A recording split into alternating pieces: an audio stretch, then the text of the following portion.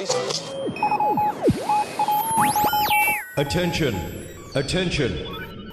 You are listening to a pre-recorded episode of The Curious Realm. Curious Realm is busy traveling the vast void of time and space to find the best paradigm-changing content the universe has to offer. Enjoy the following transmission, and remember, stay curious.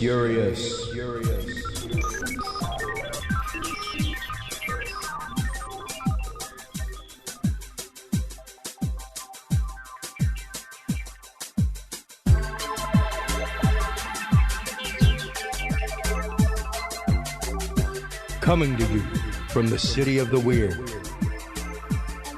Exploring topics from the esoteric and unexplored to dimensions unknown.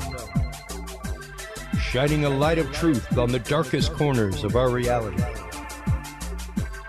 Welcome to the Curious Realm.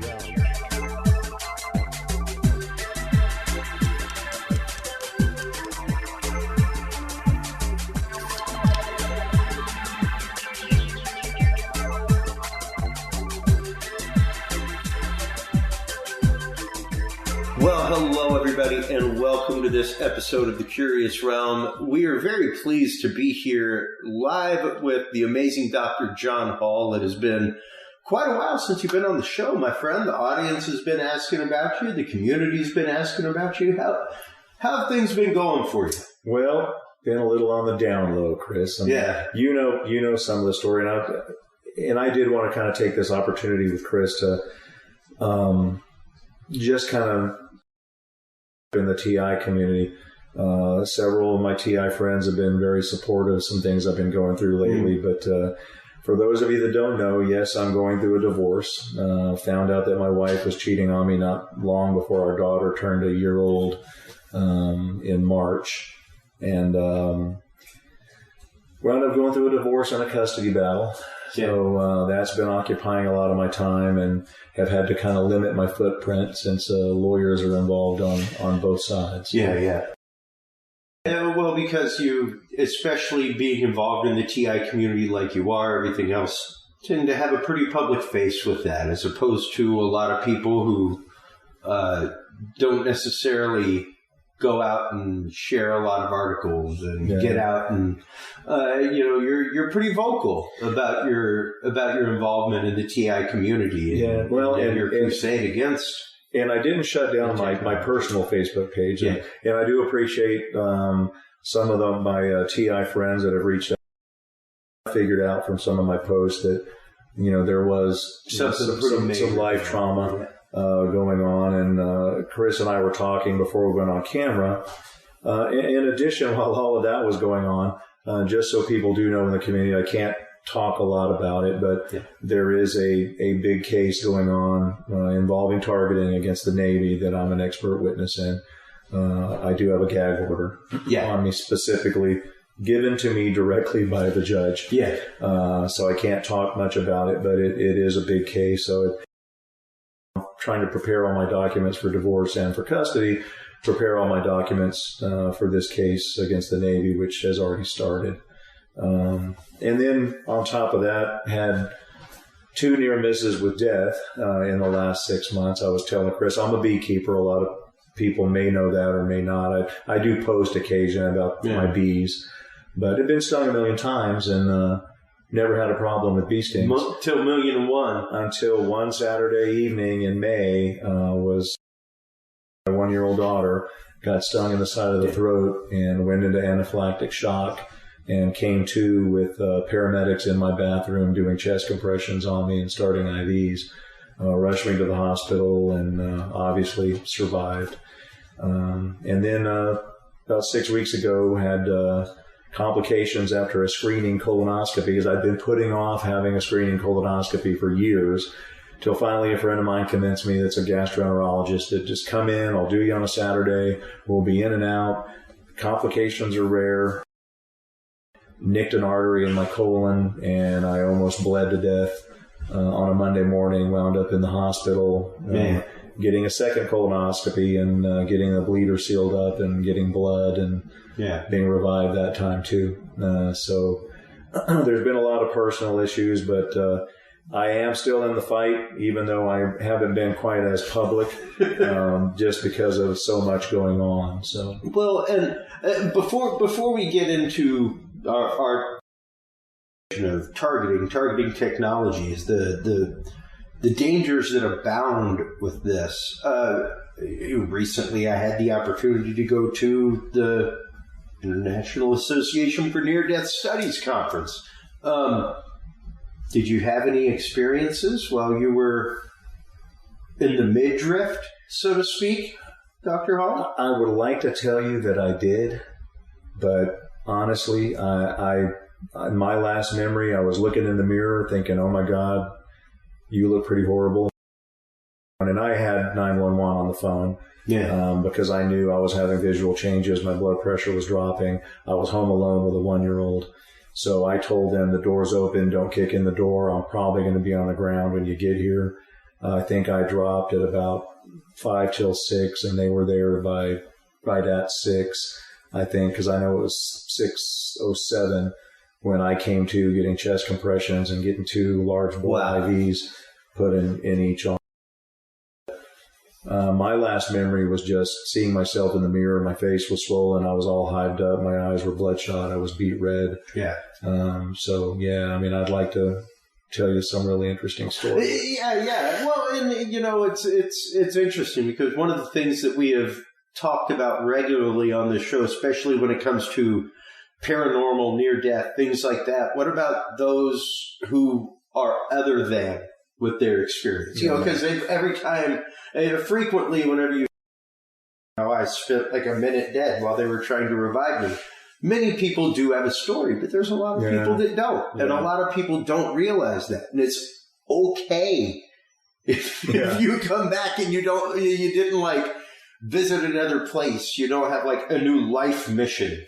You didn't have like an angel guide taking and I've had the same through question. I've had patients that have died on the table that I've revived and asked. As a matter of fact, I've got a very good friend of mine that's a chiropractor that had spinal surgery.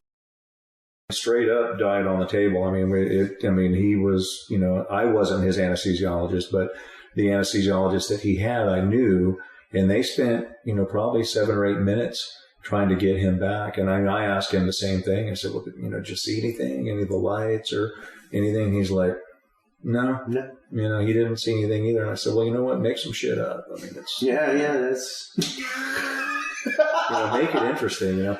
But I mean, I would. That there was, but really my last memory was just thinking, you're going down.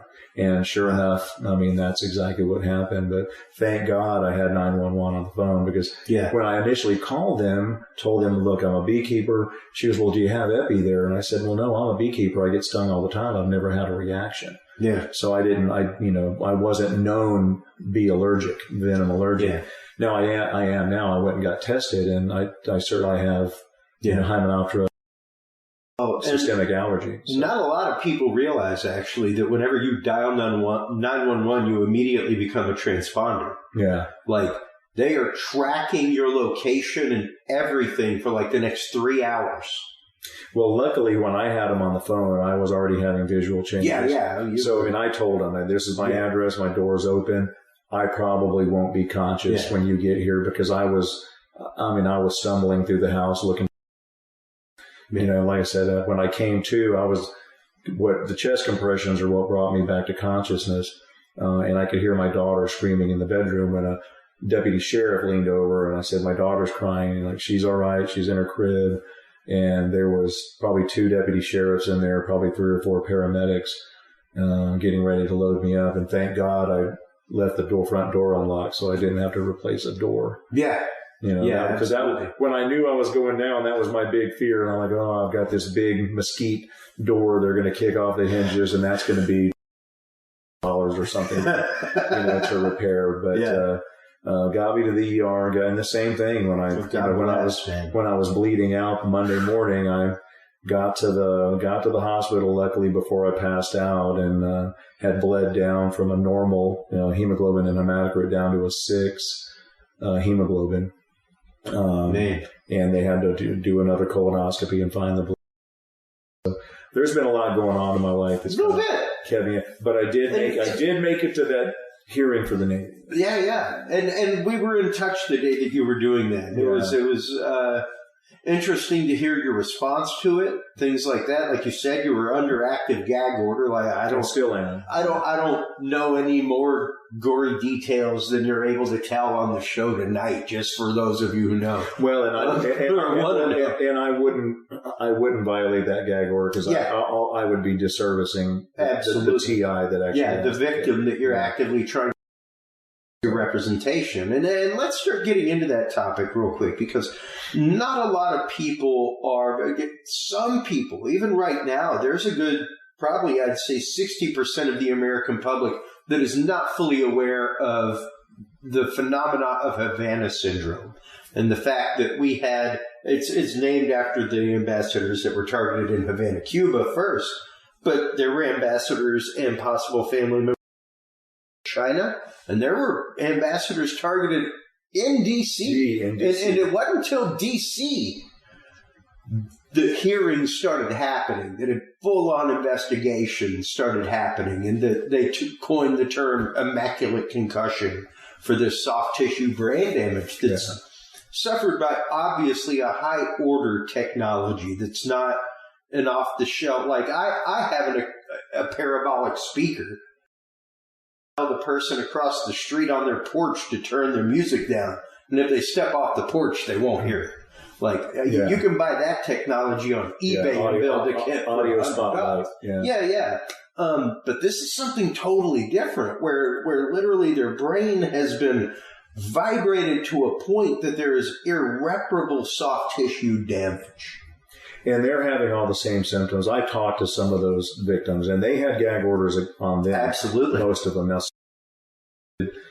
especially the Canadian victims, they are filing suit against the Canadian government. And it will be a matter of time till the victims here file suit against our government. Yeah. Because our government is not completely taking them seriously either. Yes, there's been investigations, but those investigations have kind of been led down the psychological or psychiatric issues, because remember, they were first trying to say that it was insecticides. Okay. Then it was crickets chirping. Don't forget the paper about the Hall effect. Yeah. And the fact that, for this whole haunting effect that happens with people who are having these issues. Yeah, that my book has caused the targeting. That it's caused like a state almost of mass hysteria. When everybody knows that it's Robert Duncan's book that caused it. That's right. It's How to Tame a Demon that caused it. It's all you, Dr. Duncan. Yeah, not guinea pigs. It's all Duncan. Yeah. Well, and, the technology of this, once again, we've talked numerous times about it. I've got the patents and papers on the knowledge. The microwave activated bug that was in the U.S. Embassy back in the 60s, that they found behind the seal of the United States. Utterly passive, had no battery, point a microwave at it, and it powers the device and sends a signal back. And that is a lot of what's being used now. Now, this all can be done without any type of chipping. Yeah. But now we're also dealing with technology, and those are, for the most part, passive in nature. Let's get into some of that real quick, because not everybody understands nanotechnology. I can get into it a little bit, because some of that I'll be violating the order. Yes.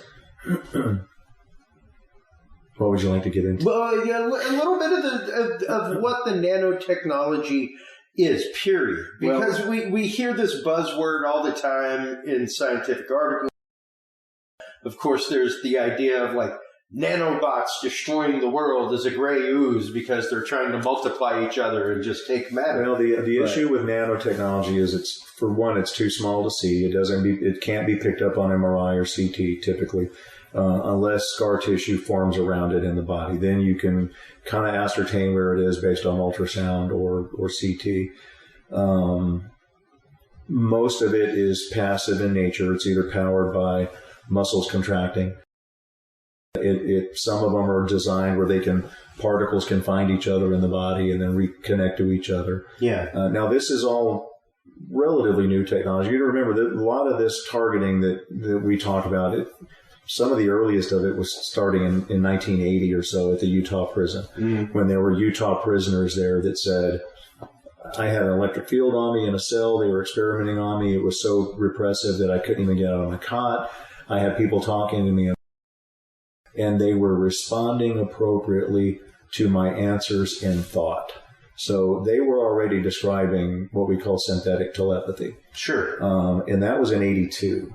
So at that time, I don't think it was nanotechnology. I mean, if it was, then certainly the government was way advanced. Well, much more likely the fact of inductive loop technology. Yeah. I mean, of course, there were the studies done by the Russian government years and years ago about soft hypnosis being done through the flicker of lights. I mean, every light is flickering at 1/60th, well, and 60 cycles. And if you remember, even Delgado with the MK Ultra, before he passed away, he said, we don't need to chip anybody. Yeah. We can do all of this with broadcasting. Yeah. Now, he called it broadcasting, but and obviously, at least from our studies early on, in the 90s, we took, groups of, 15, 20, 100 TIs, and we took them out onto boats in the Gulf. We took them onto ranches where we knew for a fact there was no electricity, no Wi-Fi, no RF signal, no cell.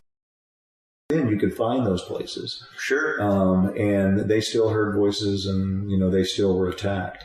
So, I mean, we studied, we scanned, thousands of people.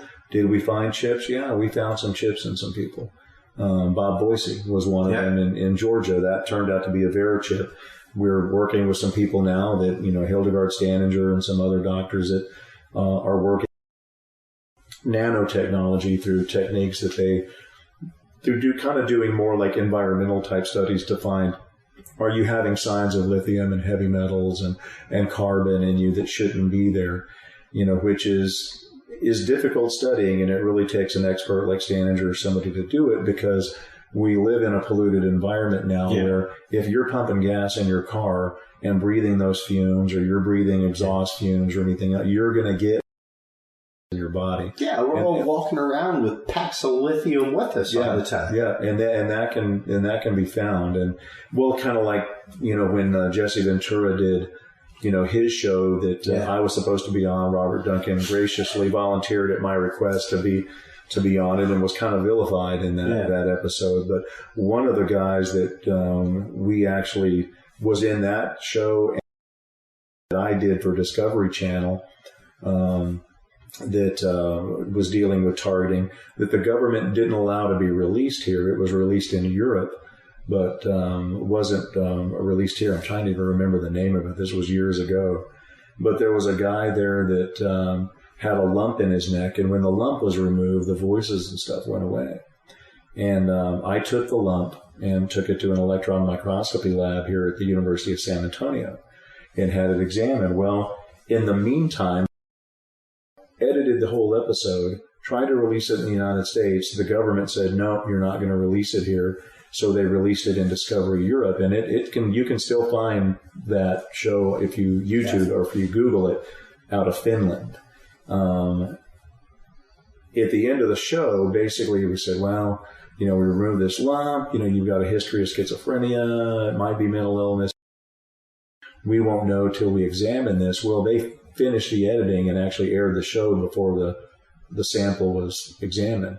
Well, when I got the results back from the electron microscopy lab, the lump had lithium in it, lithium and titanium.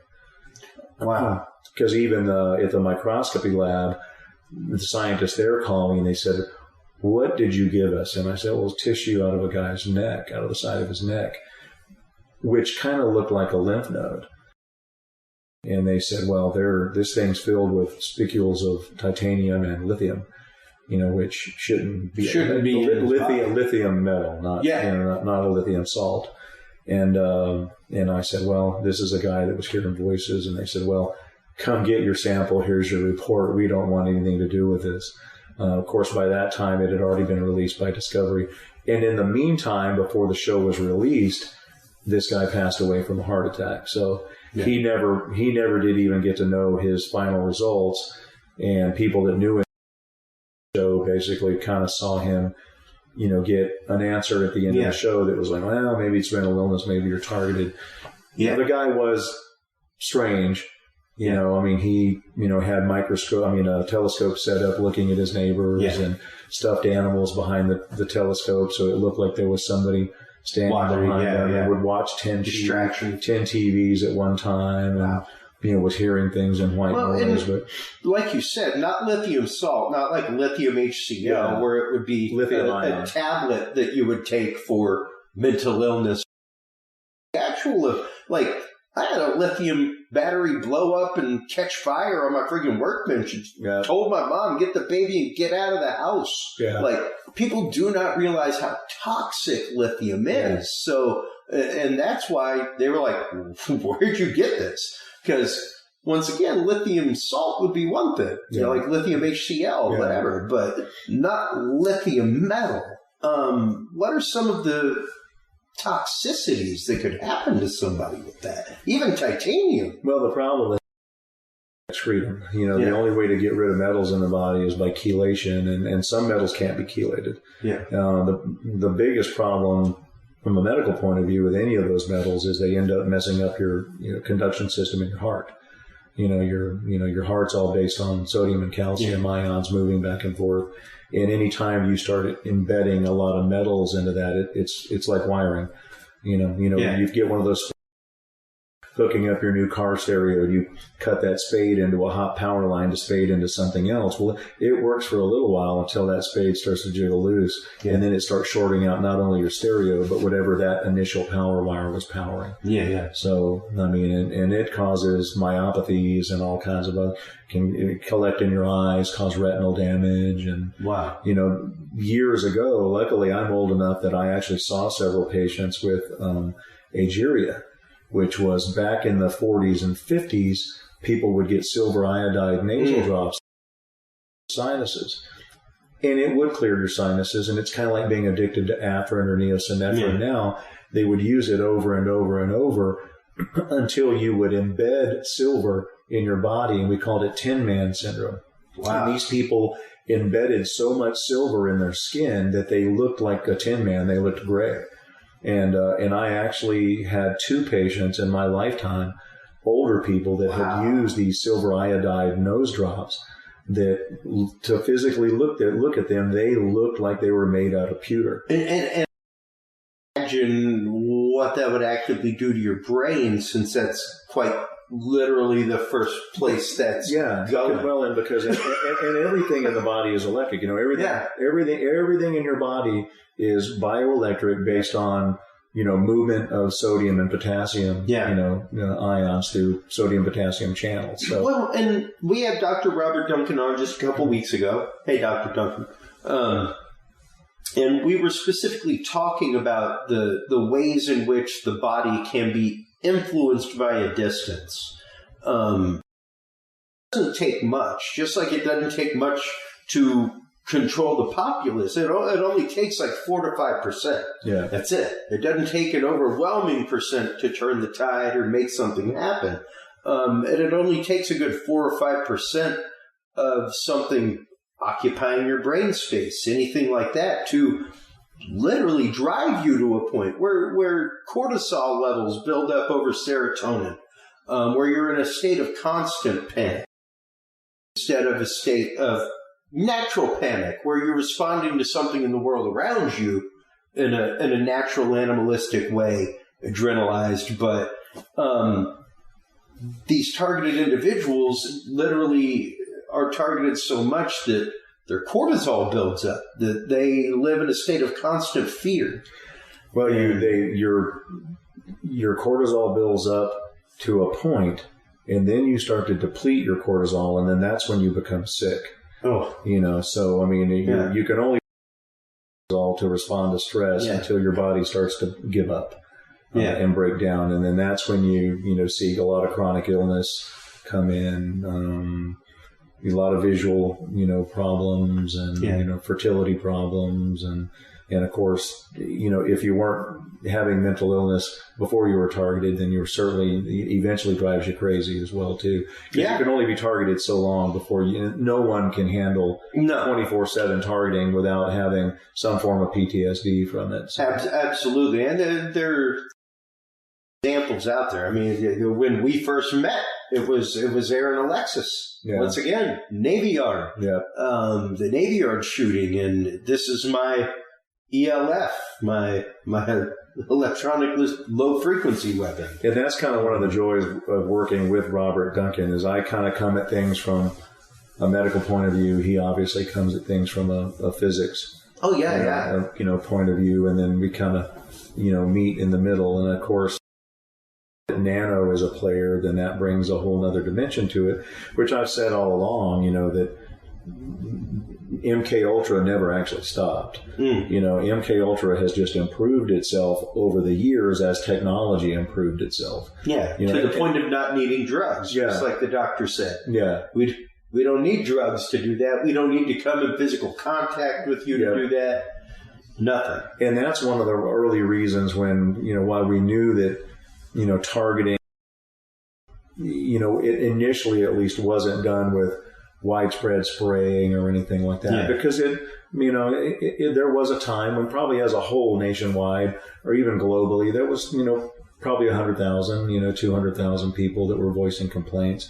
If it had been done by broadcasting smart dust or something like that, you would have expected to have millions of people complaining about it, but there wasn't.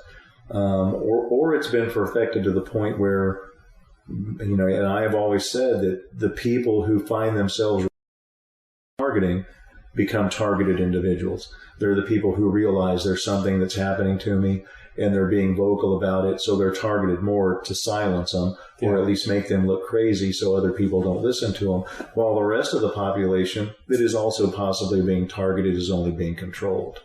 Yeah, absolutely. And we got into that with Dr. Duncan, the fact that it is so easy, once again, to control the whole of society with just a part. And prime media. Yeah. That in and of itself, Facebook got its funding from InQtel. They are the financial arm of the CIA. They find emerging technologies. A lot of people forget that the first big thing that happened on Facebook was the overthrow of Hosni Mubarak. Yeah. Like some random dude who they never actively found was like, you know what we should do? We should all meet square. Like, who else has had enough of this? And once again, it did not take the overwhelming population of Egypt to come into the town square and overthrow the government. It was like 8-9%. Well, if you look at our last election, even. Yeah. You had Twitter and Facebook decided, well, anything bad about Biden, we're gonna not allow to be on the platform. So, and of course now, they've had to actively come out and admit the fact that they pushed down articles about Hunter Biden, drug addiction. As a matter of fact, just today that was on the news where the FBI is now saying, well, yes, we have enough evidence to probably, try him for something or try to convict him for something. The Charisma Holdings. Now, will they? And the money from China, money from Russia. But, will they? Who knows? But we are not in the habit in this country. It's what I've even said about people wanting criminal charges against Trump. They may come down, whatever, but we are not in the habit of putting ex-presidents or present presidents in jail. No, they're... The problem is we are now in a society where basically we have two wings of the same dirty bird. Now there are some younger Republicans running now that I think probably are hoping to change society and make it for the better for all Americans. But for the most part, a friend of mine summed it up. He said, most Republicans are Democrats, but no Democrats are Republicans. Meaning that basically we've got two wings that are basically the same politicians. They all want bigger government. They all want to control the population. A lot of that's done not so much through control, but financial control. Oh, absolutely. And when we had futurist Gray Scott on, this was many years ago, he literally went through the studies showing that the typical average, elephant memory that people have for details of things, stuff like that, 8 years. Yeah. And it's like your policies amongst, Democrat, Republican, and all that, like, seem to rotate every 8 years. That's why. But see, the problem with that though is we have a two-party system. We do. Now you can talk about how I'm going to vote independent and I'm voting for the Green candidate or I'm voting for. They will never win. You've got two choices: Democrat or Republican. We're going to need people in politics that are ethical enough. Ones that bring this to an end, because the answer is not going to be finding shielding. You'll never, as the technology continually changes, you'll never be able to shield it completely. Yeah. Or you won't be able to afford to shield it completely. We don't have. Oh, you got to have a hardened bunker to be sealed against satellite weaponry. Yeah. Well, and microwaves. Well, or even 5G. Yeah. Now, you're used to, you could go someplace and get out of a Wi-Fi field. You can't really go anywhere and get out of Wi-Fi now. There's 5G. The stations are, every 50 yards. Yeah. But the problem is that the solution is political. Yeah. And I mean, so many TIs that I talk to are like, well, we need to form our own research groups and find ways to shield ourselves. Is there a suit I can wear? And, well, you realistically can't live life in a anechoic chamber. Yeah. And you got to be able to live and at least try to live normally and appear like you're normal, to avoid, psychiatric diagnosis. And that's going to take political change. The answer, that's why a lot of people would bitch about my books and say, well, kind of are a political rant. Well, that's because the answer has to be political. It's got to be us stopping putting in crappy people into positions of power. Yeah. Well, and the people who quite literally don't make laws to prevent experimentation, that do not make laws protecting yourself as an actual digital person and a digital entity, things like that. We are one of the only countries in the world where these laws do not exist. Countries, like let's just put it in the terms of UN or NATO countries. Yeah. All right, let's just leave it there. But well, and we're broadcasting from San Antonio. Yeah. We're in it right now. We've got an administration that's not even protecting our own border. Yeah. We're spending billions of dollars protecting a border in Ukraine when we have 100,000 people a day coming across the border that caught. Another 100,000 a day coming across the Texas border that aren't being caught. And you don't know, are they terrorists? Are they drug related? But we do know that they're letting it happen intentionally to change the demographics of the voting population. That tells you a lot right there. And Republicans aren't stopping it either. No. So, I mean, it's not, I'm not bitching that it's a Democratic thing. No. It's a Democrat. It's a whole government. Yeah. It's a whole government. It's the Democrats allowing it right now, but you don't see many. We're trying to figure out a way to stop it. Yeah, and we have to be willing to be open in mind to see that. We have to be willing to, vote incumbents out and challenge them on these topics. Bring it up, because once again, until just this last year, there was not anything about UFO UAPs until they found out that these programs existed and that they never approved the programs. And suddenly the oversight committees became really pissed about the fact that these programs and this data was being gathered, and they were never read on to the fact, and they were never asked for the funds. And now suddenly we've had UFO UAP hearings, all that kind of stuff. So that'll be interesting to see where that really is going. Well, and I've said since the beginning of that, quite honestly, everything, the way it's happened, the fact that Lou Elizondo apparently at some point held top secret clearance, or at least top level secret clearance, released videos that, they were approved they were declassified, but not declassified for media release. And even though he went to the media with them, he still kept his government clearances. Then he managed to go into and pick up another government contract researching these things. And, it's interesting. Yeah. So to me, it really looks like a planned dissemination of information, because the only way you're going to be able to monetize this technology or bring it about is to say we either got it from somewhere or here it is. Well, and the other thing, like I think we've talked about before too, is that if both sides of the government are clamoring for a global economy and a global new world order to a global economy, that you're going to need a global boogeyman. Yeah. And that global boogeyman was supposed to be climate change. And too many people are not buying that, because how much do you have to tax me to change the climate? If you can't tell me if it's even going to rain tomorrow, I don't think you can tell me what the temperature is going to be in 100 years.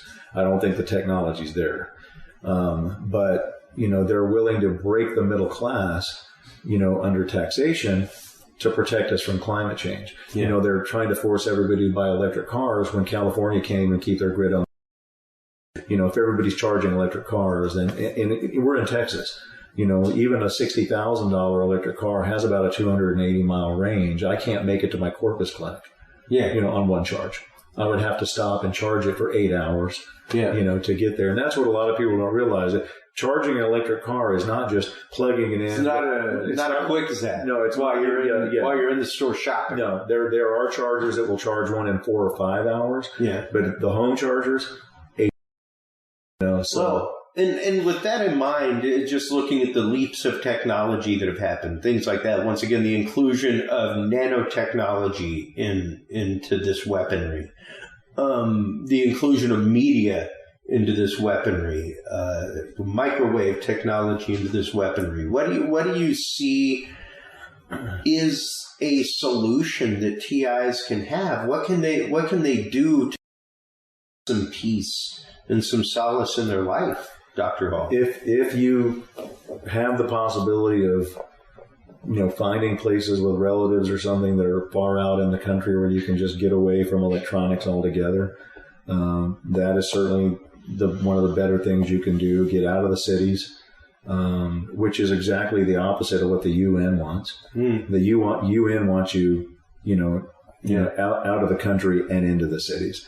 That's why they're actually trying to get all the natural land and the resources. Yeah. Control the food, control the water, control the natural resources, force the population into urban cities. 21. Yeah. Well, it's not called that anymore. No. Yeah. No. Yeah. It's got a new name. That document is on the Knowledge Vault, folks. Yeah. Feel free to go get it. It still exists in the UN, but it's under a different moniker now. But that is one of the things. The other thing is you got to form a political, instead of, arguing amongst each other, we really need to put aside our differences of you're a Democrat, you're a Republican, and pick out the people and hold them accountable. Pick out the people that are running and say, are you going to do something about non-consensual experimentation? Yeah. Are you gonna, force the government to be more honest, with, what they're telling us? Because right now you don't, just like any other communist country. The news you're going to get on Facebook is we would not have literally funded a department of anti-propaganda. Yeah. So we're really in a rough spot because you really can't believe what you're getting as news that you're being broadcasted to. Yeah. So it's hard to find any data, even online. You've really got to dig, and better than dig through the internet to find data every day. And that's how you found the Hall effect. Yeah. And just the fact that this has been relegated to the point of, once again, right where UFOs, UAPs were, reports of that, where it's like, nope, mass hysteria. This is something else going on. Even the couple of TIs that I've worked with to go out and do electronic scans of their home, things like they kind of look at me strange when I pull out my lab grade Geiger counter and start going around the house. When I pull out my gas meter and start looking for gas leaks in the house, and when I pull out my carbon monoxide detector, it's like I'm not doubting you. What I'm trying to do is exclude everything except for the phenomena. Yeah. And by the way, Chris Jordan makes binaural beat programs for TIs, because one of the things that does still work that will give you some relief is using binaural beat programs through bone conduction headphones. Yeah. Because the way a lot of this works is by heterodyning the EEG, creating a disturbance wave in the two hemispheres of the brain. And if you can get both hemispheres to operate in the same wavelength again, uniformly, that will give you some relief. And I know that I've referred to you for your binaural beat programs that you and I have. It inspired me to write my album, Music for the Targeted Mind. Yeah. And it's, I mean, I'm very proud of it. It's fantastic. Because at least rather than walking around in a shielded suit, to try to shield yourself, if you can just wear bone conduction headphones and listen to music through that, that's actually helping your brain actually resist the entrainment, that is a little more societally accepted. Well, and because everybody's walking around with earphones on now, so nobody's going to question that. Now, it does have to be bone conduction. It can't come through the canal. It does have to be bone conduction. And why is that? Because you're actually going. That's basically how targeting works too. I mean, you're basically interfering with the same signal that's going through the skull. Yeah. So your brain doesn't have a chance to actually receive that signal that's coming from a distance. It's receiving a signal that's coming. And those are called aftershocks. Aftershocks headphones are the ones that we studied. Those are fantastic. I have a pair. They are absolutely amazing. Yeah. And for those They'll probably of you, make them illegal eventually. For those of you who are curious about this, literally feel free to just Google "new weapon vibrates your skull." Feel free to Google "scientists investigate lasers that into your head through your skull." Feel free to Google MIT scientists talk to dreamers in their dreams. Yep.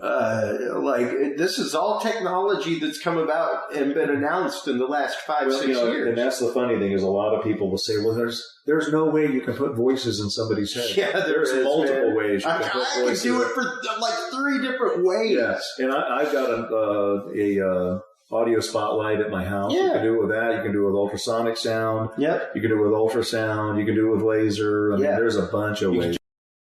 Vibrations on their bed, all kinds of things. As a matter of fact, a little story, and I've told this on your show before.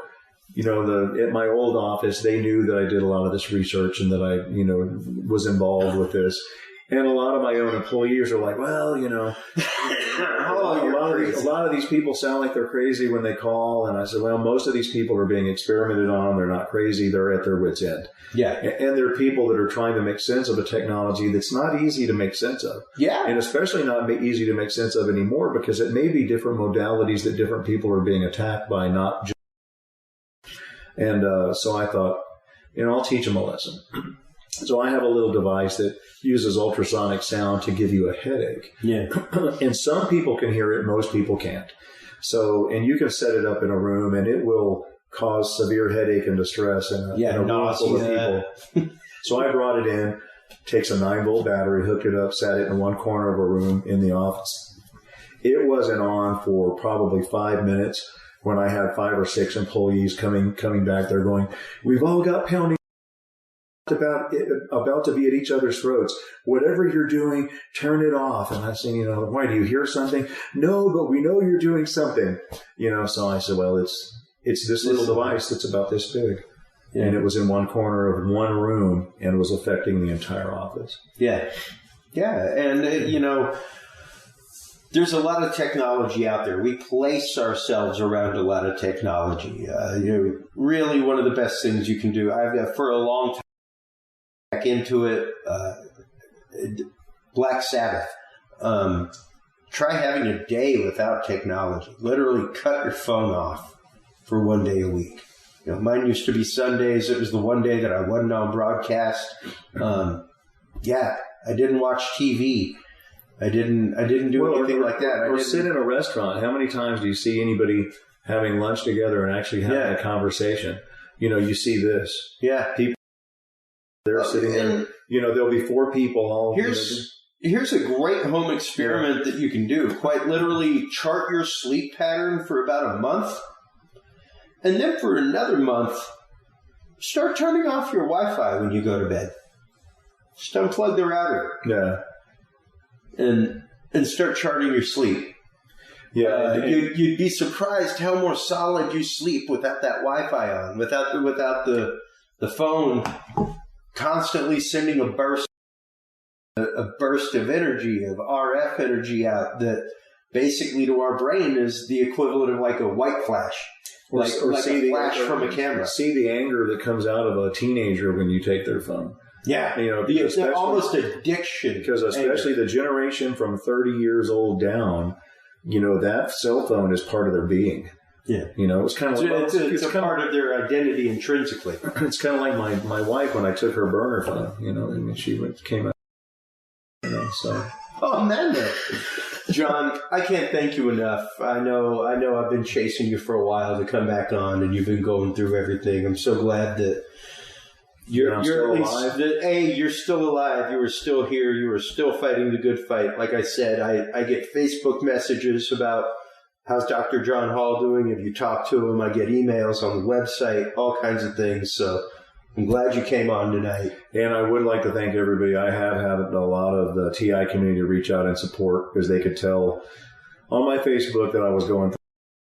Appreciate the support. It's not often that a crusader like you shuts down their crusade on social media. And that's because of the court case and everything else, what you've literally had to do to protect the individuals that this is the other court, not the divorce. Not the divorce. That is the Navy court. That is a big case, and it's. I certainly don't want it to become life threatening to me or my daughter or my ex-wife. So absolutely. Well, thanks once again.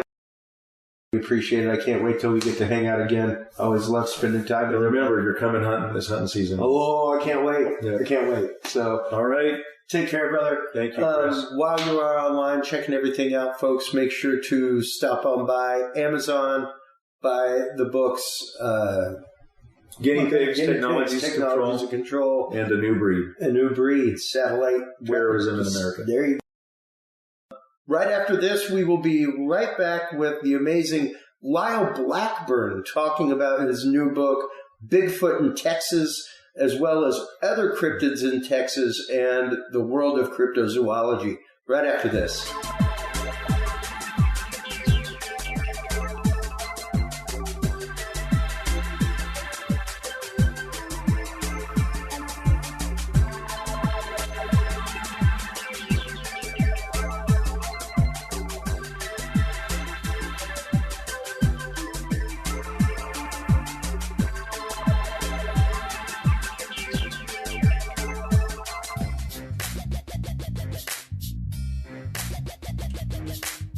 With the rise in attention to the health benefits of cannabis and cannabinoids, including CBD, True Hemp Science has become one of the premier providers of full-spectrum CBD and CBD-related products. Using a proprietary spagyric process, True Hemp Science extracts maximum benefit from the whole hemp plant. Buds, leaves, stems, seeds, even roots. Every part of the plant is used and then reused to formulate a rich, complex profile of CBD, CBD derivatives, and terpenes guaranteed to provide the relief and benefits you need daily. Visit TrueHempScience.com to experience the best CBD oils, edibles, and topicals on the market today. And use code CURIOUS7 to save 7% off your entire purchase of $50 or more and get 2 25-milligram CBD cookies or brownies free. That website again is TrueHempScience.com and the code is CURIOUS7.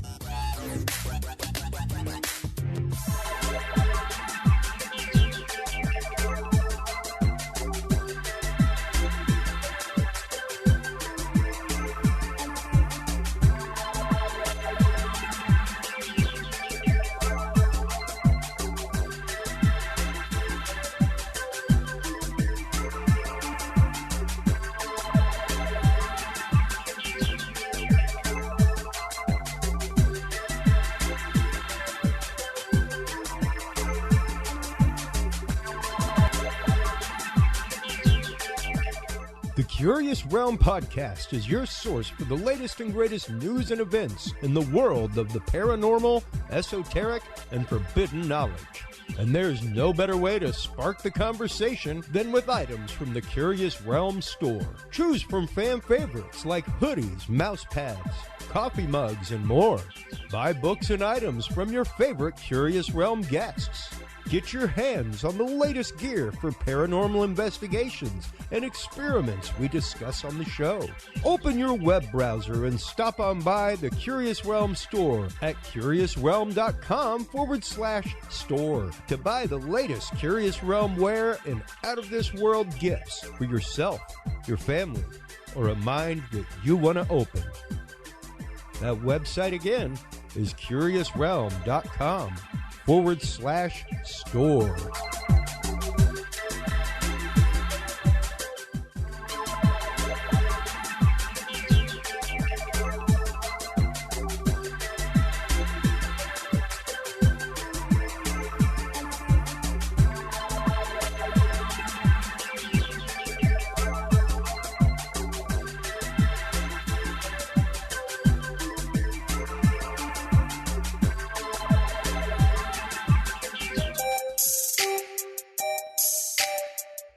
Have you considered starting a podcast? Looking for a way to make your business a voice of authority in an industry? Then Podcast Cadet is the solution for you. Whether starting a podcast for yourself, your brand, business, school, church, or just plain fun, Podcast Cadet is here to help you navigate the waters of the podcast industry.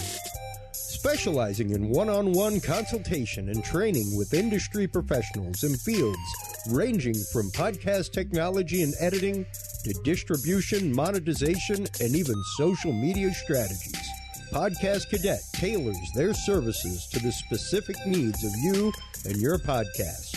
Do you already have a podcast and trying to find ways to engage and grow your audience? Sign up for your Podcast Cadet audit today and let us help you explore new and exciting ways to leverage your content and elevate your podcast brand to whole new levels. From consultational workshops to affordable podcast production and maintenance packages, Podcast Cadet is your one-stop shop for everything podcast related on the internet.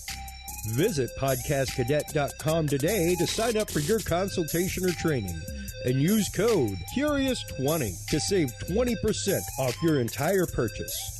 That website again is podcastcadet.com. Well, hello, everybody, and welcome to this episode of The Curious Realm.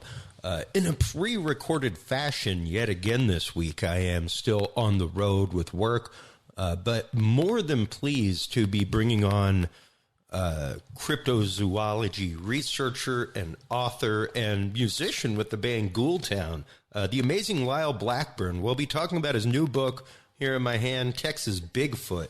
What brought him to write this book, what brought him into the field of cryptozoology, all that kind of stuff. So let's go ahead and get into it and bring him on. Hey, Lyle, how you doing today? I'm good. Thanks for having me. Absolutely, man. I actually ran into you, as always, at a Texas Bigfoot event this last week, or I guess 2 weeks ago now, at the Texas Bigfoot Conference, and always great to see you. I love watching your presentations. You actively rivet an audience when you are commanding the stage. So thank you so much for always coming out to those things, sharing your vast wealth of knowledge with everybody about these topics. Yeah, no problem. I love to, obviously, to talk and share these stories and my perspective, and it's always fun to meet up at the events. It seems like we've seen each other quite a few times this year, just because there's so many of these, Bigfoot conferences and other kinds of events that have been popping up. People just love this stuff. Oh yeah, and it's interesting because over the last few years, it has really, really hit the mainstream. To the fact that now they're, almost like you could turn on like A&E almost any day of the week and catch like a 9-hour long, like Law and Order marathon. It's about the same way on Travel Channel and that kind of stuff. Like there's just hours and hours of Bigfoot show marathons all over the place now. Paranormal marathons, ancient aliens, things like that. These topics have really, really come to light to the general public over the last few years, and come honestly to the point where people are much more willing to come forward with their accounts. Yeah, absolutely. I think, over the last, more than a decade, there's just been an increasing amount of those quality shows that cover these subjects. And I think that's shown people that if you've seen something unexplainable, it doesn't mean you're crazy, because your average next door neighbor is just apt to see something, that's strange, and nobody has that sort of stigma anymore about seeing these things. So I think more of these things have come out, and certainly makes it easier for, researchers like myself and such to find compelling witnesses. Oh, absolutely. And I mean, you speaking of your research, like you are quite literally the tome of information when it comes to the Fouke monster in Fouke, Arkansas. It's incredible the number of people that come to you with witness sightings, things like that. What was it that originally, I guess, piqued your interest and brought you into this really amazing field of research, man? Because it's not like you can go take a college course in cryptozoology. It's not like exactly a major study of courses in college or anything. So what was it that kind of brought you down this rabbit hole to begin with? Well, that's true. It's not something you really ever think about doing in a full-time fashion, and, of course, when I was a kid, I first, from as far back as I could remember, I loved monster movies and horror movies and Frankenstein and Wolfman. Yeah. And then in early elementary school, I got a book called Strange But True, and that had stories of Bigfoot, the Yeti, and Loch Ness Monster. And that's the first time I had heard of, sort of quote-unquote monstrous creatures that may actually exist in the world. And of course, that blew my mind. I'm like, whoa, this sounds so cool. And that kind of, turned me onto the subject. And then at some point, I was born and raised in Fort Worth, Texas, in that area. And there was a movie that came out called The Legend of Boggy Creek, which came out in the 70s. And I saw that when I was really young. And that dramatized sightings of a hairy, scary southern Sasquatch-like creature in southern Arkansas, not far from where we lived in North Texas. And of course, that really did it for me, because I felt like, wow, there could be things in our surrounding woods, not stuff way off in Scotland. And so that's one reason the Legend of Boggy Creek became something that I researched and wrote about a lot. And sort of what got me, I guess, jump-started into this field, if you will, because that had been such a fascination for me. And then as an adult, I wanted to find out what is the truth behind the movie, because it said it was based on true encounters. So, you take that for what it is in a movie when you're a kid, but as an adult, that just became my major focus of research initially. Yeah, and it once again, an amazing body of research to the point that you have become basically the unofficial expert on Fouke and the Fouke monster sightings. Yeah, certainly. I mean, nobody had really covered it in detail. In my first book called The Beast of Boggy Creek, which talked about sightings of the creature in that area and the history of that, as well as the making of The Legend of Boggy Creek, which was a huge sensation in the 70s. I mean, this was a movie made by a first-time filmmaker out of Arkansas, and it went on to be distributed in drive-ins and theaters around the country and made millions of dollars. I mean, for having been made for just pennies, really. Yeah. And so when my book came out, and that's about the time back in, 12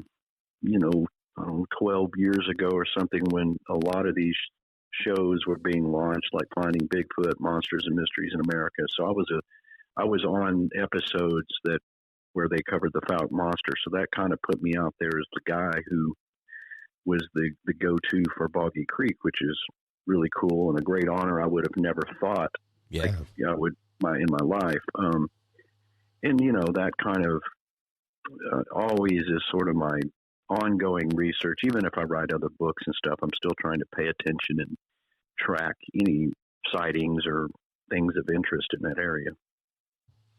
Yeah, and Texas is a panoply of cryptids and cryptozoology. I guess the first time that I started, I'd heard about, I want to say it was the Texas Bigfoot Research Association or something like that had started decades ago over near the Sam Houston National Forest. But it wasn't until I was in my easily late 20s and out at a campfire in Louisiana and saw a mountain lion go by. And somebody, there's no mountain lions up around here. And I started looking into it. And then I found out even about the jaguarless in Houston and sightings of that. And that took me down the rabbit hole of Texas cryptids at that point, and sightings and the differences between like the Texas chupacabra and the typical paranormal chupacabra that you hear about, things like that. Right. And, Texas is it's a huge state. So, it encompasses a variety of geographical areas and certainly, there's these sorts of mysteries and mysterious creatures throughout the U.S. and Texas is just big enough to encompass quite a few various cryptids. I mean, from Bigfoot to chupacabra, goat men, lizard, reptilian humanoids, other thunderbirds, pteranodons, pteranodons, you name it. There's a little bit of everything here in Texas, and that's, it makes it a great place to live and to sort of have a hub of research out of here. Oh, absolutely. And with even considering the fact that, like, other than frozen tundra, Texas has literally just about every land type in the world. So the idea of different types of ranging animals being able to live in the same state, absolutely possible here. True. And a lot of people, if they haven't traveled Texas much, even people who live in Texas probably don't realize that, it's not just sort of a cowboy landscape, people have this vision of wide open ranches and stuff.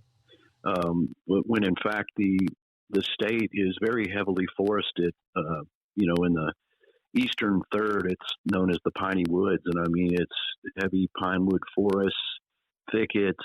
There's even swampy areas as we progress over towards Louisiana. So it is a place where you can easily imagine creatures such as Bigfoot being able to, move and survive, if we consider they exist, that Texas isn't, just sort of a one type place where you might see a chupacabra. It can certainly encompass very wooded areas.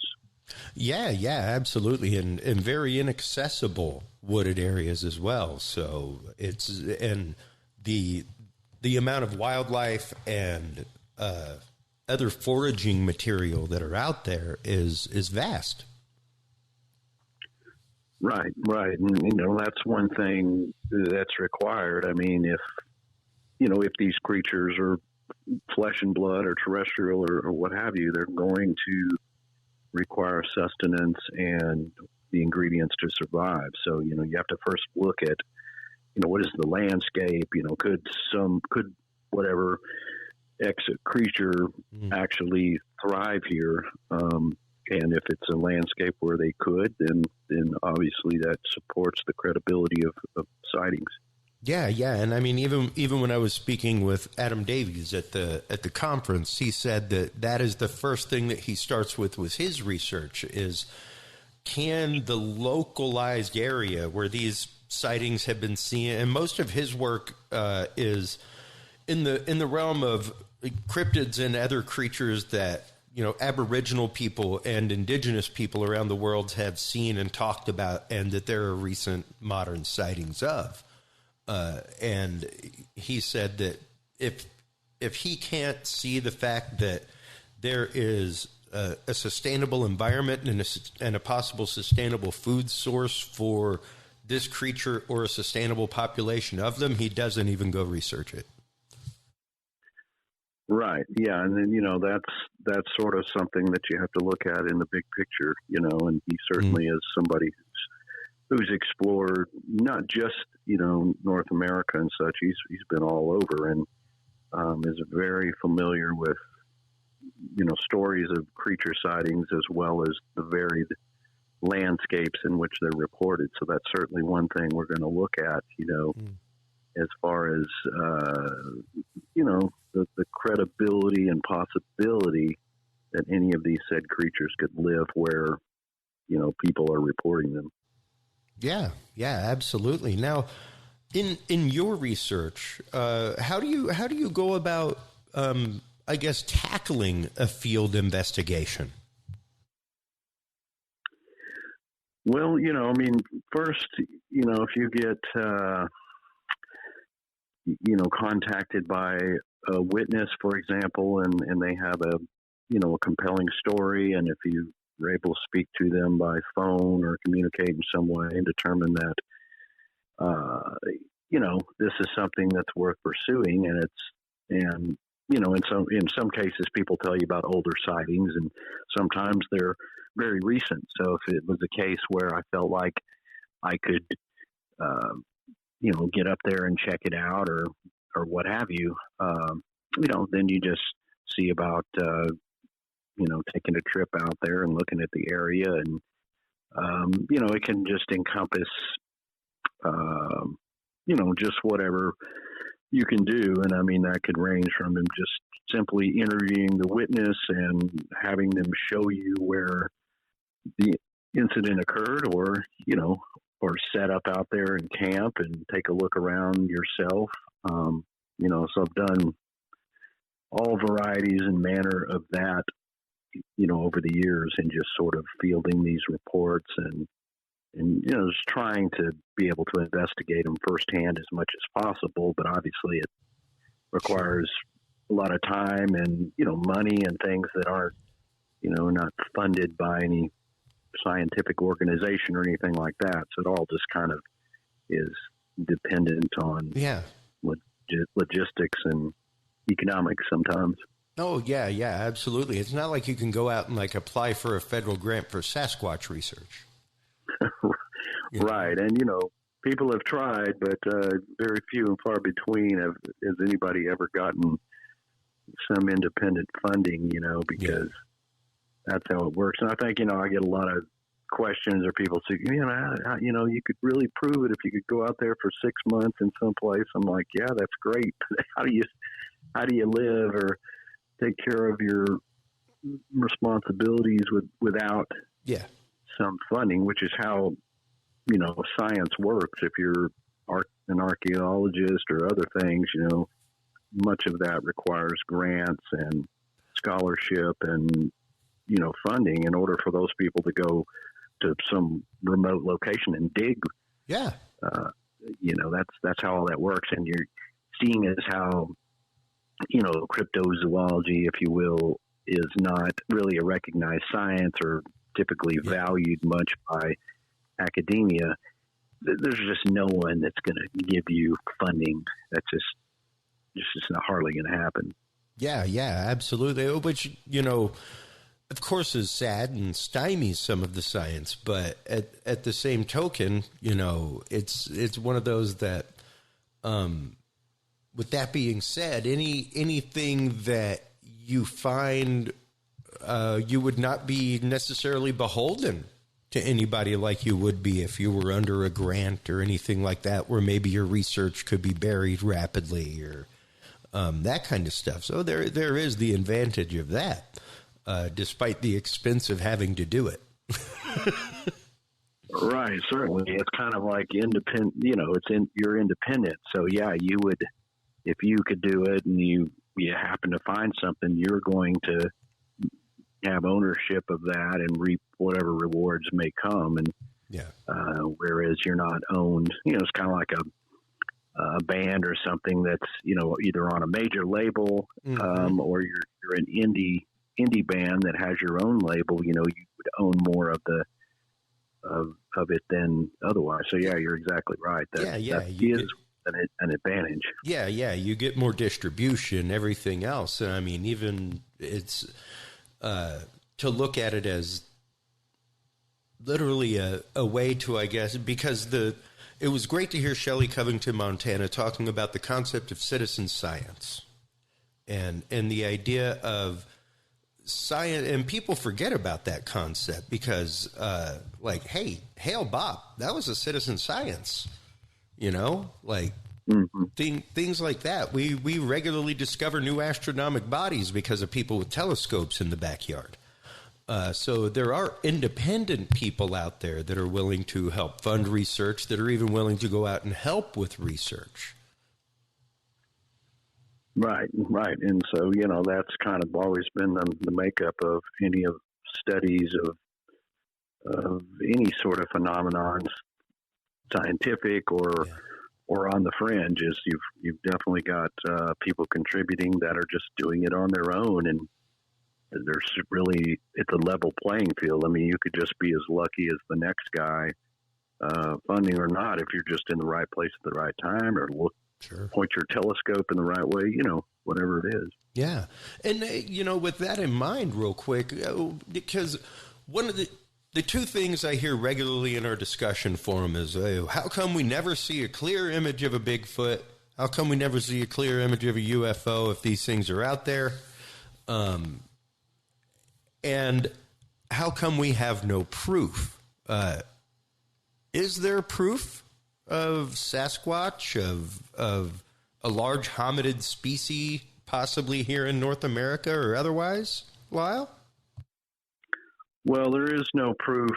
I mean, in terms of proof that, would be recognized by science at large, to identify a type specimen and catalog it and give it a species name or what have you. It's, there is, what would be considered possible concrete evidence, such as the footprints and hair samples and things like that. I mean, the picture's less. Sure. But, since there's, the footprints are still subjective, since there's nothing to compare them to. There's no type specimen to say, yep, this matches what we know, such as maybe a bear track. You look at the track, you go, oh yes, it definitely matches the foot anatomy of this bear, or grizzly bear or black bear or what have you. Yeah. Whereas Sasquatch just remains basically unproven. Well, sure. However, even in many of the tracks that are out there, there are dermal ridges, all kinds of actual physiological evidence to show it's not like somebody with a wooden form on their foot walking around the woods, Oh, sure. Yeah. I mean, there's definitely tracks that, by, all perspectives seem to have come from a actual, physical being of some sort that stepped into the ground. And, that's can be judged by the morphology of the tracks and the, like the dermal ridges, which are sort of like fingerprints. I mean, if you see that kind of stuff, it's harder to fake, and you see people with sort of the stamped wooden prints, though, those are easy to rule out and say, look, that doesn't look like anything natural. So those other ones build the body of evidence just to say that, well, we may be on the right track here, because while this doesn't prove the creature, it certainly shows that there's something to it beyond just people claiming to see them. Sure. There's also something left behind, something that we can examine after the fact. Yeah, and there's all kinds of interesting things coming out right now about oil prints and alleles coming from that, and so many more things that can be done with hair samples, blood samples, things like that, as far as being able to trace it. The risks of contamination in the field are no longer what they were even 3 years ago, 2 years ago, when it comes to testing kits, things like that.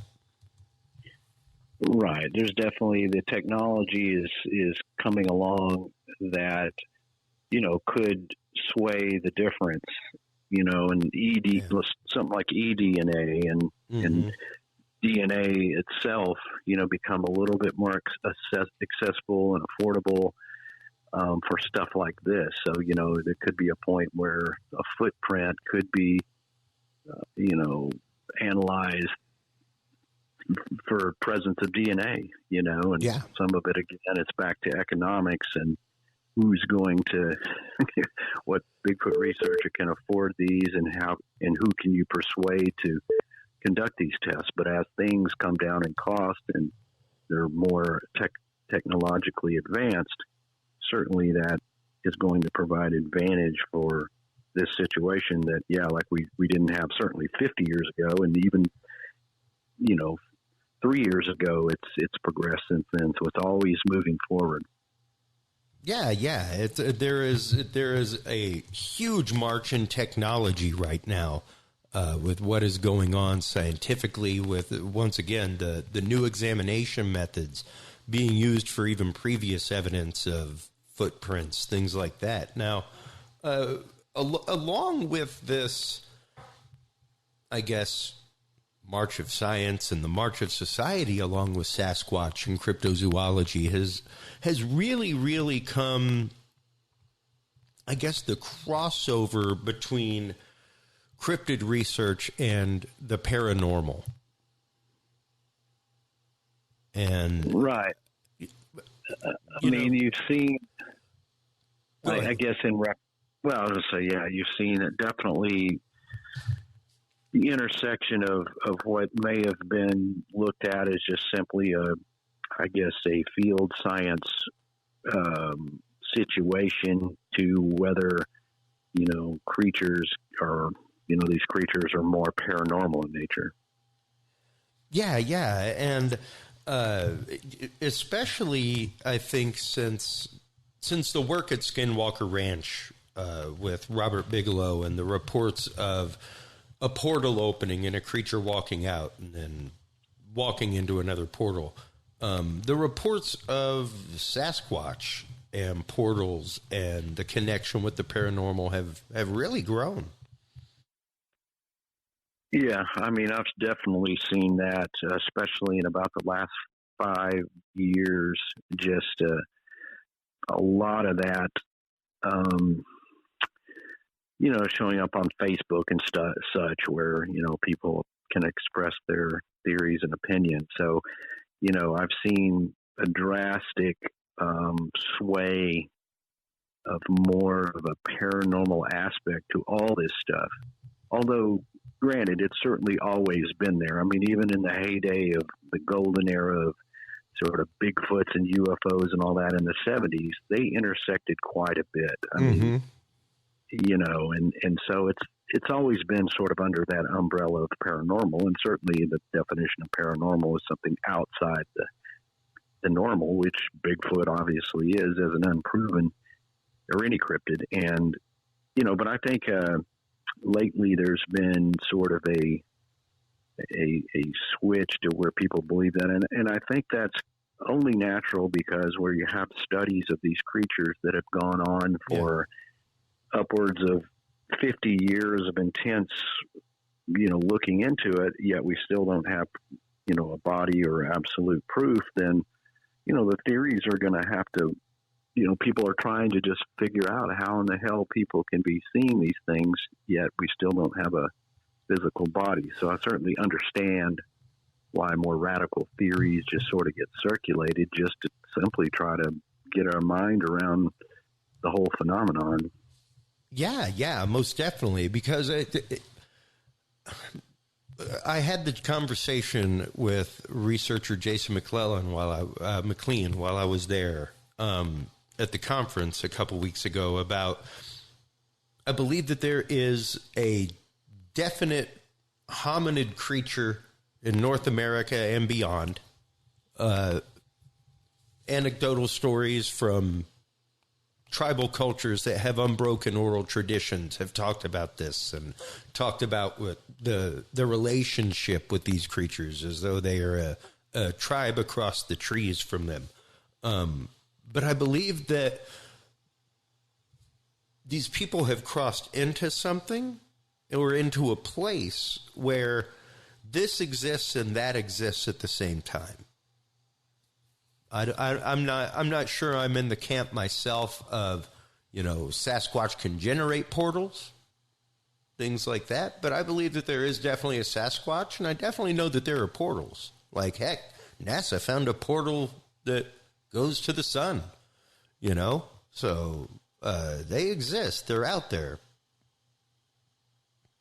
Yeah, certainly, I think it's just a matter of what is the relationship or if any, between all these things. And, you do have those Skinwalker Ranch reports, like the one where the couple of guys said they saw what they thought was some sort of a portal opening and a Bigfoot looking creature came out. So, if you take that at face value, you're like, well, okay, how does this fit in? Is it an exception? Is it the rule? Is it, is this equivalent to what your average person sees in the woods?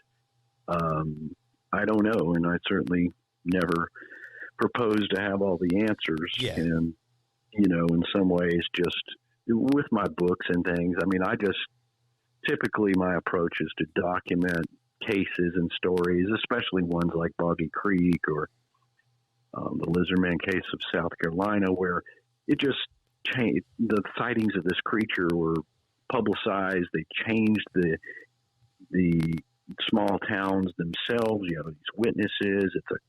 The stories are just compelling and interesting and wild and crazy. But the answers themselves, I often just say, well, I don't propose to have the answers, but here is all of what went on. Here's, to the best of our ability, to document in thorough detail these, and many times famous or infamous cryptid cases. Heck, we all have our own view as to how to explain it. Well, yeah. And it's also one of those, everybody views the world and their experiences through the lens of their experience, so it can be hard, even if two people are at the same sighting, to get the same story. Yes, and certainly, we have to understand that eyewitness testimony is fallible and Sure. often, subject to the perspective of the person with a lot of variables. So, I think we have to sometimes think that, acknowledge that, some of these sightings, while the witnesses may be adamant they had seen something or whatever, are subject to mistakes and wishful thinking or what have you. But even if we discard all the ones that seem sketchy, there are still that good number, a handful even, that just stand up to scrutiny, to where you're like, man, these people saw something that we just can't explain. And that's what powers the boat forward. Absolutely. And like we say on the show regularly about crop circles, UFOs, UAPs, paranormal, what have you, even though 95% of them can be proven as hoax, other than, what have you, there's about 5 to 10% that are really up in the air and are still unidentified, and we do not know. And to not explore that is a true disservice to science.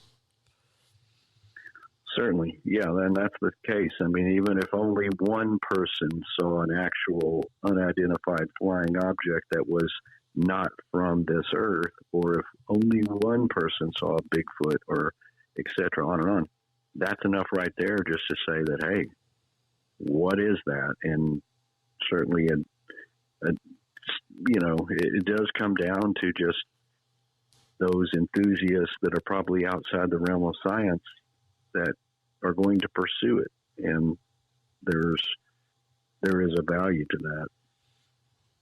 Yeah, exactly. And you have to be willing to explore what you may not be able to accept, and you have to be willing to accept when something is not what you would hope it to be. Yes, and I think that's where oftentimes we do a discredit to the whole thing, because I see people not willing to entertain other possibilities when your mind is made up. Yeah. That's certainly not how science works. Exactly. And even citizen science, that we have to call it for what it is. And if it isn't what we want it to be, so be it. Fine. There's plenty of other things. And when you argue that something that's obviously ridiculous, to be proof or to be this or that, it makes it all, it just doesn't look good. Yeah.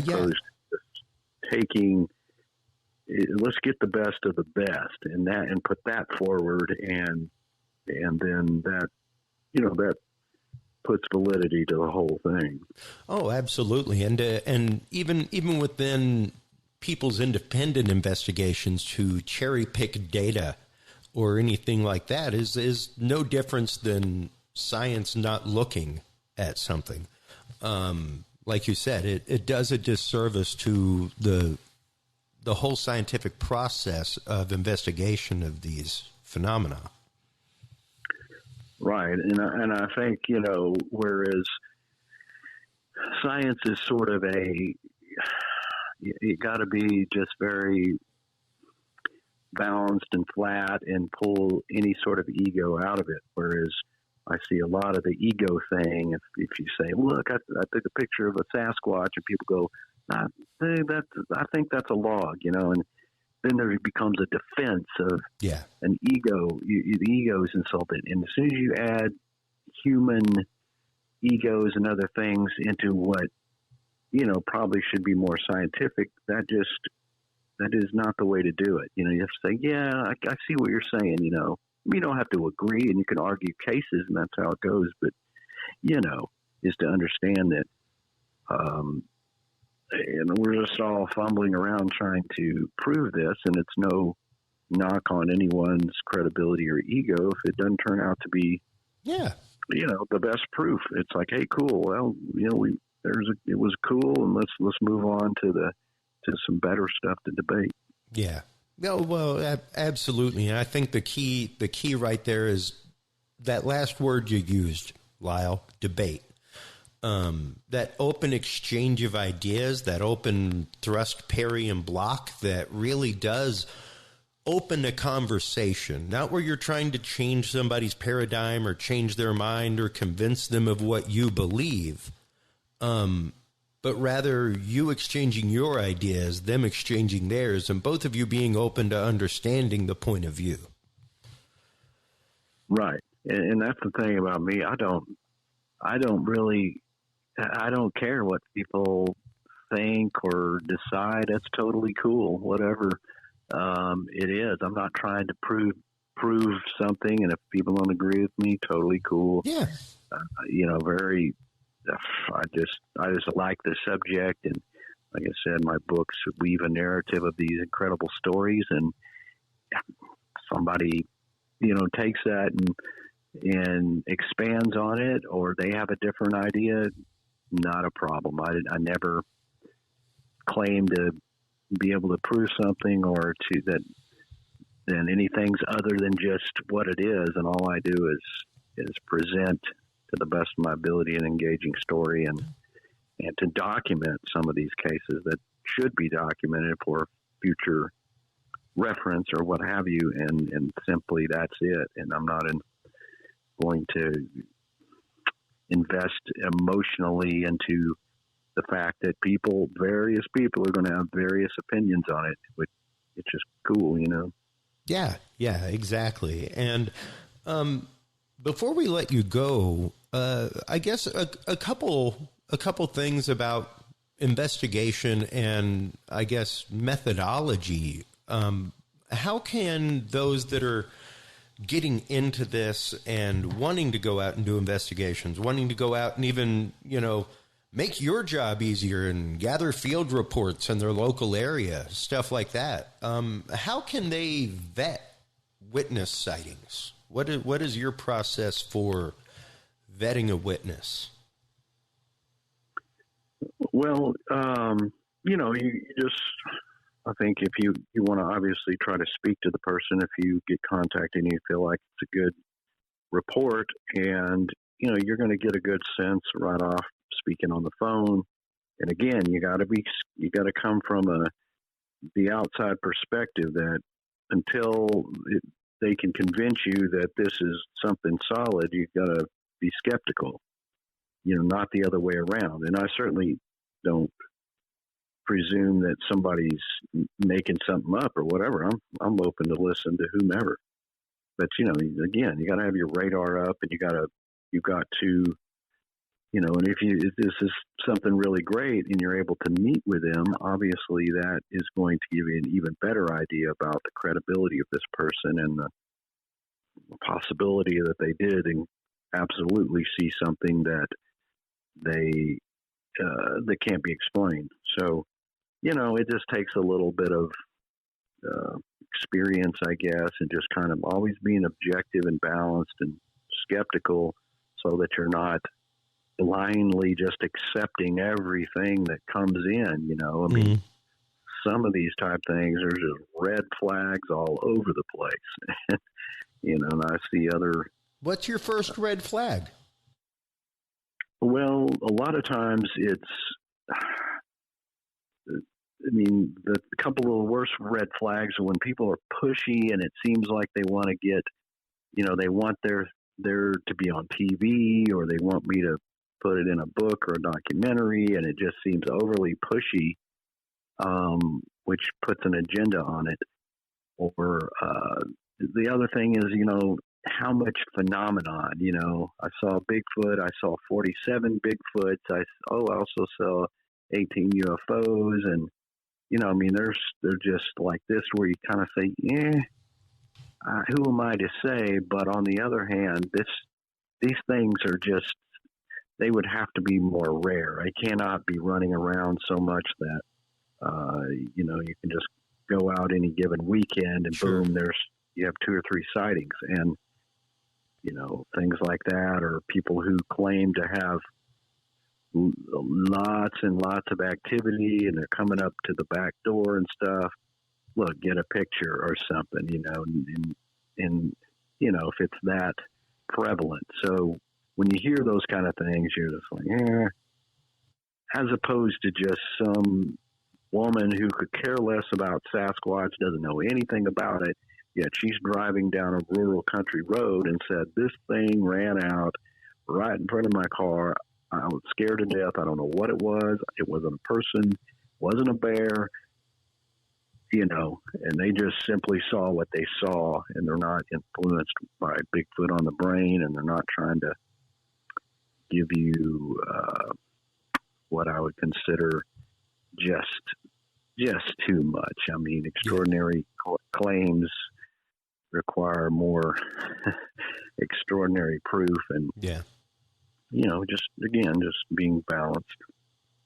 Absolutely. Now, how does somebody who has had an experience, an encounter, a sighting, how do they get a hold of you, Lyle? What is your means of reporting a sighting to you?